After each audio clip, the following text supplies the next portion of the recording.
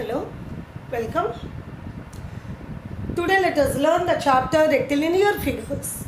In that chapter, let us going to learn properties of a parallelogram. The properties of a parallelogram, they are given in the form of theorems. Let us have one by one.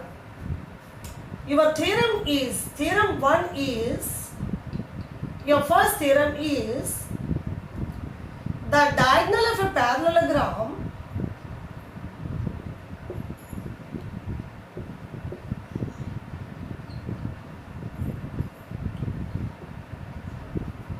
divides it into two congruent triangles.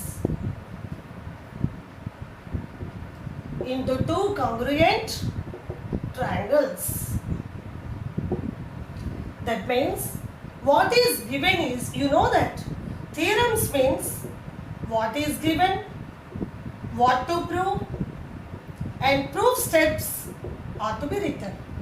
If some extra construction is done, construction step is also to be written. What is given is the diagonal of a parallelogram divides it into two congruent triangles. Suppose ABCD is a parallelogram,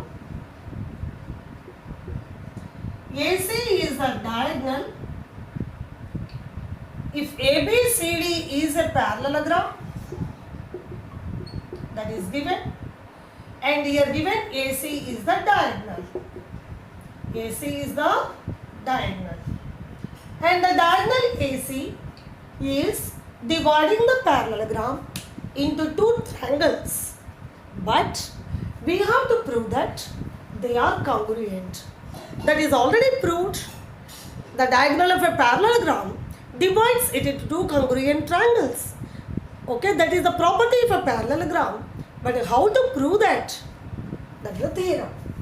So you have to prove that triangle ABC is congruent to triangle ADC. That you have to prove. Then next comes proof step. How to prove it? In these two, as it is a parallelogram, you know that opposite sides are parallel. So angle BAC is equal to angle ACD because they are interior alternate angles. Same way, angle ACB is equal to angle DAC because of the same property, interior alternate angles. So in triangle ABC and triangle ADC, in these two triangles, angle BAC is equal to angle ACD because they are interior alternate angles. Same way, angle ACB is equal to angle DAC because of same interior angles, and in both the triangles AC is the common side. AC is equal to AC, that is common side. So under ASA condition, these two triangles are congruent. Okay. Therefore triangle ABC is congruent to triangle ADC under what condition? Angle side angle. ASA condition, these two triangles are congruent. That is what we have to prove. That is proved. So the theorem is proved.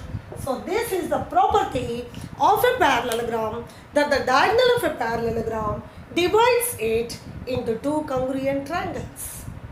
Okay? And your next property is, in a parallelogram, opposite sides are equal. In a parallelogram, opposite sides are equal.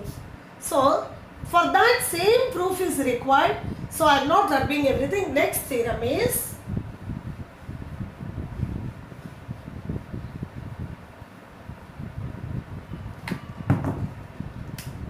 in a parallelogram or the opposite sides of a parallelogram are equal. In a parallelogram, opposite sides are equal. That you have to prove. Same thing, ABCD is a parallelogram given. AC is a diagonal, you may or may not write, only parallelogram given. And you have to prove that opposite sides are equal. AB is, up to prove, AB is equal to DC. And other pair opposite sides are BC is equal to AD. You have to prove. And in order to prove the opposite sides are equal, same proof is required. That's why I have not drawn. You have to make these two triangles congruent. To draw the diagonal AC, okay? Make these two triangles congruent same way. In these two triangles, these two are equal because interior alternate angles. These two are equal because of same interior alternate angles. AC is the common side, so these two triangles are congruent. And you know that if two triangles are congruent, by CP/CTC, the corresponding angles are equal and also corresponding sides are equal. So these two triangles are congruent. Therefore, AB is equal to DC by CP/CTC. You know that CP/CTC means corresponding parts of congruent triangles are congruent means equal. And also BC is equal to AD. So the theorem is proved again here. Again here the theorem is proved. So the properties of parallelogram. First you have learned that the diagonal of a parallelogram divides it into two congruent triangles. And second you have learned that in a parallelogram opposite sides are equal. And opposite angles are also equal. That one also you are going to learn. Same thing you have to do. When you make two triangles congruent, opposite angles also will be equal.